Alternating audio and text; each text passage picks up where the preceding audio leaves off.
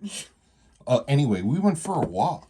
Well, you tell them about it, honey. Oh, well, I don't know. I wanted to try to get outdoors more, and it was really nice earlier this week. So we went by the pooter. The powder. The pooter, which is spelled Poudre. It is, in fact, spelled. Yes, it is. Because of fur trapping and whatnot and so forth. The powder. The pooter. It's the powder.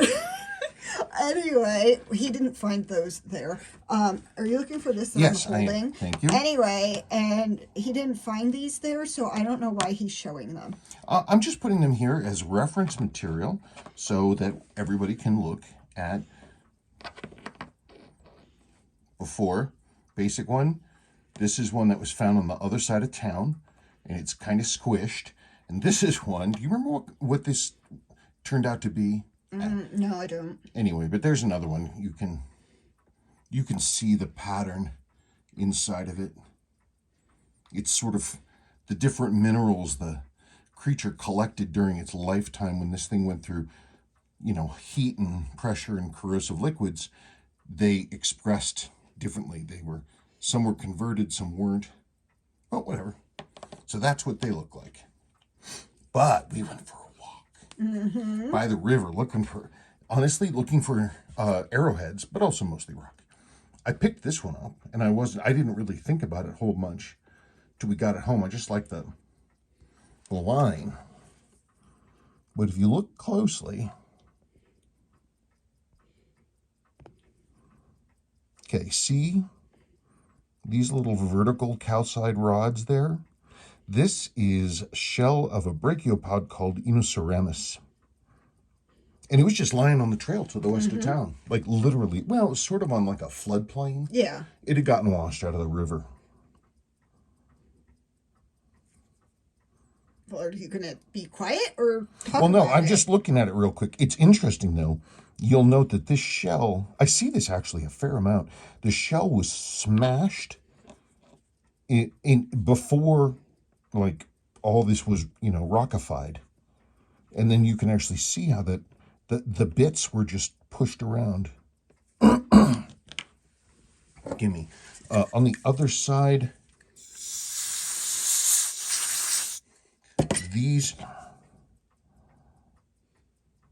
Oh, looks like dog head. Look at, oh my God. See, there's the ear and there's the mouth, the snout, and the nose. Looks like I see it. I see it. Like an Irish setter. Mm-hmm. Oh my God, like in Star Trek. Yep, indeed. Whoop.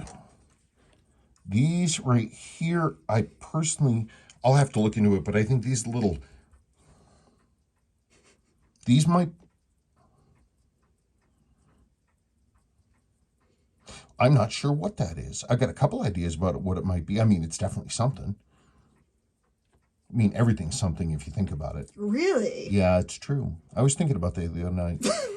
Yeah, look at this. It's almost like the mud got churned up. You see that? Mm-hmm. Because there's all these chunks and it's the same height. Anyway, these little vertical calcite rods, it's, as far as I understand, it's diagnostic for this species because they're the only ones that did this. It's pretty neat. You get a little snapshot of time. Try to figure out what in the world happened. Oh, yeah. Oh, there's the middle right there, and it comes around here. So this must have been sediment that had... Ooh, and that's a sad face. Is it?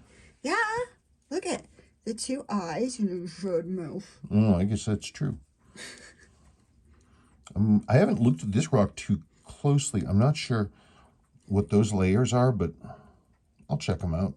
Oh, and you can see here, these are the remains of all the sutures.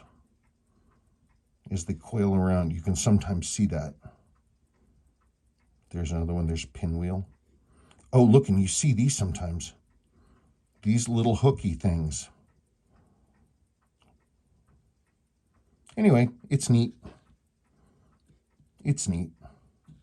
Pretty cool thing to find just sitting there. Now, number 2, I'm super excited about this. So the Pooter has flooded a good amount of times over the years. This was also sitting on the floodplain, and it was super rusty. I'll put in a picture of it.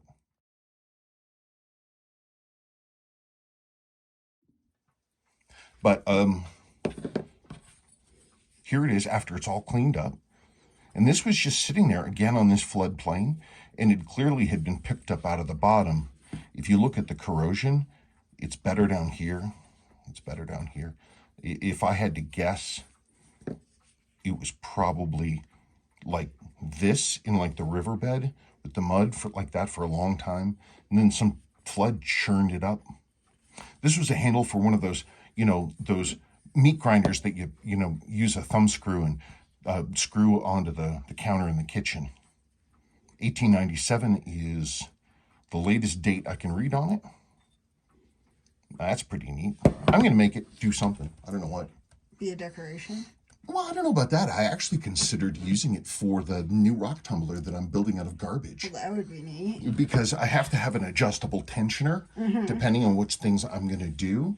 So maybe this can be my tensioner thing.